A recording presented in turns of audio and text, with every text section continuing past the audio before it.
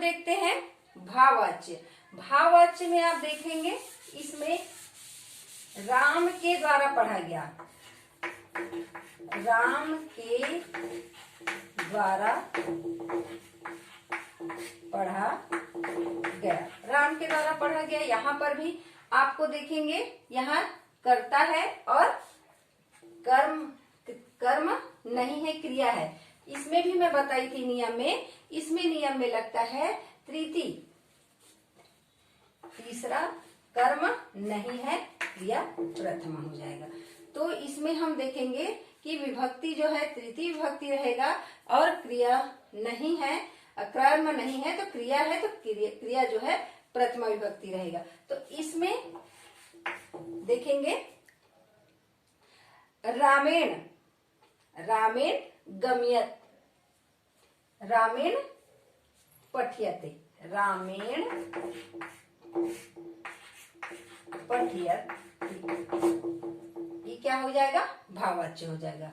तो हम तीनों को समझ गए कैसे कर्तृवाच्य, कर्मवाच्य और भाववाच्य में परिवर्तन होता है। हम देखते हैं और उदाहरण के साथ में, उदाहरण में हमको पता चलेगा कि किस प्रकार से कैसे वो परिवर्तन होता है। नियम में पहले ही बता दी थी कि कैसे इस सारणी में भक्ति विभक्ति का लगता है। कर्तृवाच्य में जो है कर्ता जो है प्रथम, फिर कर्ता के बाद क्रिया, फिर कर्म, फिर क्रिया, कर्ता फिर क्रिया और कर्म। तो कर्ता प्रथम विभक्ति, द्वितीय क्रिया और कर्म प्रथा, ये क्या कौन सा है? कर्तृवाच्य का है, कर्तृ। और कर्मवाच्य में हम कर्मवाच्य में द्वितीय विभक्ति लगे हैं कर्ता में, और क्रिया में प्रथमा विभक्ति लगी है, और कर्म में भी पहला विभक्ति लगा है। वैसे ही भाववाच्य में है, भाववाच्य में कर्ता जो है तृतीय विभक्ति में है, क्रिया नहीं है और कर्म जो है पहला विभक्ति में। ये भी चार्ट आपको याद कर लेना है। इसके साथ ही आपको कोई परेशानी नहीं होगा, क्योंकि जब भी पूछा जाएगा आपको वाच्य परिवर्तन पूछा जाएगा, वाच्य परिवर्तन में जब भी आपको मिलेगा, जैसे मैं बताई थी, राम पुस्तक पढ़ता है, रामः पुस्तकम पठामि, रामः पुस्तकम, राम पुस्तक पढ़ता है, रामः पुस्तकम पठति, रामः पुस्तकम पठति, राम पुस्तक पढ़ता है तो रामः पुस्तकम पठति। इसमें आपको यही देखना है कि कर्ता जो है एक वचन, कर्ता जो है प्रथमा विभक्ति, द्वितीय विभक्ति और प्रथमा विभक्ति। तो इसमें जो हमको ये ध्यान देना है, इतना आ गया, इसमें किसी प्रकार का कोई परिवर्तन नहीं है, तो ये क्या हो गया? कर्तृवाच्य हो गया।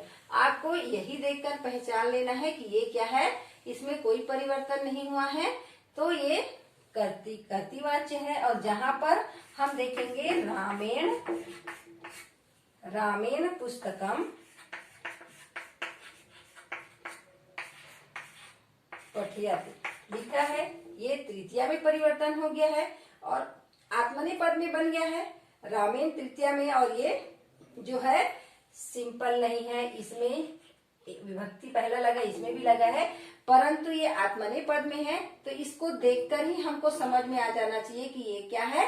कर्मवाच्य है। और जैसे ही हम देखेंगे रामेण, इसमें क्रिया कुछ नहीं है, पठ्यते है, तो ये क्या है? भाववाच्य है। इसको देखकर हमको समझ जाना चाहिए कि ये कर्तृवाच्य है, कर्मवाच्य है, ये भाववाच्य है। ये समझने में बहुत ज्यादा आसानी होगी। इसको देखने के बाद, समझने के बाद हम कोई भी गलत नहीं करेंगे। हमको ये साफ साफ समझ में आएगा कौन सा कर्तृवाच्य, कर्मवाच्य और भाववाच्य है। इसमें और उदाहरण हम दे सकते हैं, जैसे राम विद्यालय जाता है, राम विद्यालय जाता है, इसमें क्या आएगा? रामः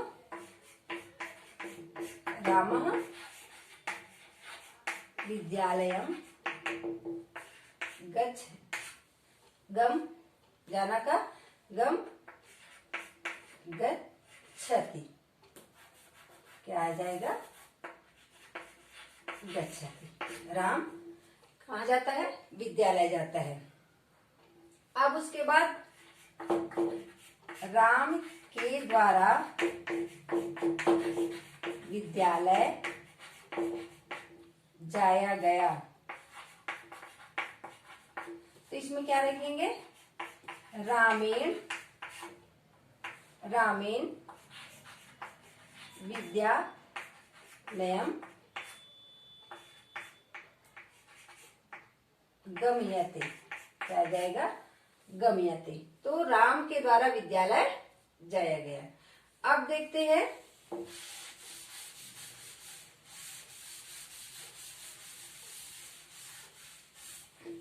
इसमें क्या आ जाएगा? राम के द्वारा कहाँ गया? इसमें नहीं रहेगा, तो राम के द्वारा गया। राम के द्वारा गया, जाया गया। राम के द्वारा जाया गया। राम के द्वारा जाया गया।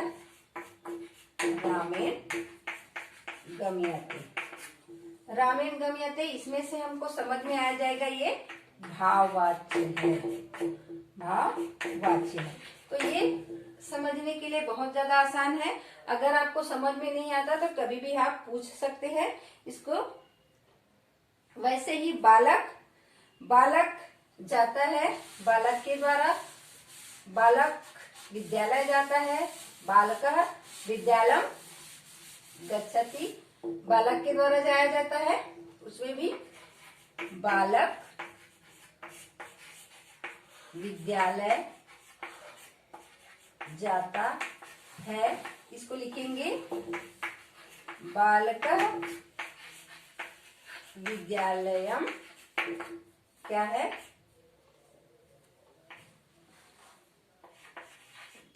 गच्छति।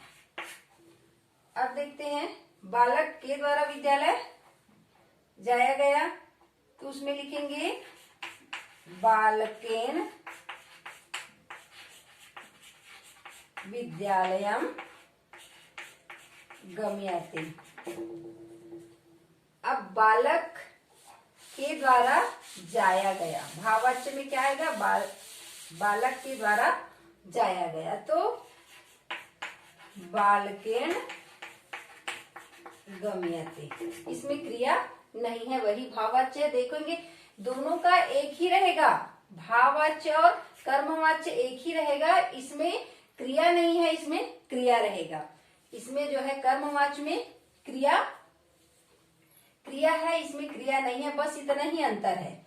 आपको कर्तृवाच्य समझ आ जाएगा। उसके बाद जब कर्मवाच्य और भाववाच्य में पहचान करना है तो कर्मवाच्य में क्रिया है और भाववाच्य में क्रिया नहीं है, क्रिया का रूप है। इसमें आपको आसानी से समझ में आ जाएगा कि कौन सा भाववाच्य है, कौन सा कर्मवाच्य है, कौन सा कर्तृवाच्य है। बस इस चार्ट को आपको समझ में आना है और आगे शब्द बनाने के लिए। तो ये रहा आपका वाच्य में कैसे आपको समझ में आ जाता है। इतना अगर अच्छे से ध्यान से वीडियो आप देख लेते हो तो वाच्य का जितना भी प्रश्न आएगा वो आपसे आसानी से बन जाएगा। किसी प्रकार का कोई तकलीफ नहीं होगा। आपको सारणी में आत्मनेपद पद का लट लकार और जो है परस्मयी पद का लट लकार याद करना पड़ेगा। उसके अनुसार ये चलेगा। इसमें मैं नियम भी बता दी हूँ। नियम के अनुसार आपको लिखना पड़ेगा और उसी के अनुसार आपको सारणी में भी बता दी हूँ। सारणी में कौन कौन सा विभक्ति लगता है, कर्तृवाच्य में कौन सा प्रथमा विभक्ति और कर्ता में प्रथमा, क्रिया में द्वितीय और फिर कर्म में द्वितीय और क्रिया में प्रथम लगता है। वैसे ही कर्मवाच्य में भी लगता है तृतीय विभक्ति, प्रथमा और प्रथमा। आप इसको इस प्रकार से भी याद कर सकते हैं। और ये क्या हो गया? कर्ती का है और ये कर्म का है और ये भाव का है। कौन कौन सी विभक्ति लगता है? विभक्ति तीन प्रकार के, तीन को ज्यादा आपको याद करना पड़ेगा, प्रथमा द्वितीय तृतीय, और तीनों का इसमें आ जाएगा। और ये तीनों जो दिया हुआ है इसको आपको अच्छे से रख लेना है। तो इसके बाद से आपको वाच्य में किसी प्रकार का कोई परेशानी नहीं होगा। और वाच्य अगर आपको और अच्छे से अगर नहीं समझ में आया तो आप पूछ सकते हैं और क्लास में आके एक आध बार और इससे चर्चा कर सकते हैं। क्लास में और अच्छे से समझा दूंगी जिसको समझ में नहीं आया, और वीडियो देखकर आपको आसानी से ये समझ में आ जाएगा।